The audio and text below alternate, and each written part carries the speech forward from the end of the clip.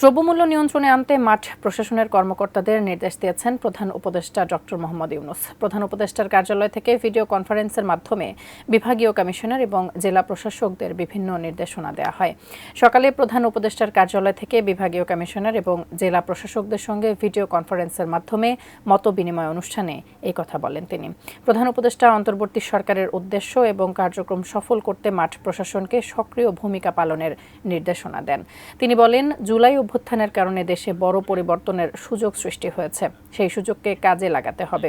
সরকারের কার্যক্রমে মানুষ যেন বুঝতে পারে পরিবর্তন হয়েছে। তিনি আরও বলেন, অন্তর্বর্তী সরকার সবার অধিকার নিশ্চিত করতে কাজ করে যাচ্ছে। এ সময় নতুন শিক্ষাবর্ষের শুরুতেই শিক্ষার্থীদের মধ্যে বই শৃঙ্খলাবদ্ধভাবে বিতরণের নির্দেশনা দেন প্রধান উপদেষ্টা। নিজেদের মধ্যে আলোচনা এলাকায় কি আছে কোনটা একটু মনোযোগ দিলে হয়তো সেটা হয়ে যায়।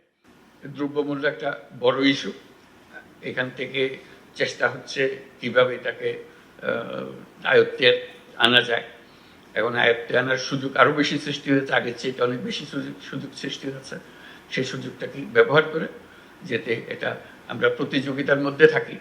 আমরা যেহেতু অনেকগুলো জেলা এর সঙ্গে আজকে জড়িত আছি, আমরা একসঙ্গে কথা বলছি, নিজেদের মধ্যে একটা প্রতিযোগিতা করা যে আমার এখানে আমরা ঠিক রাখতে পেরেছি।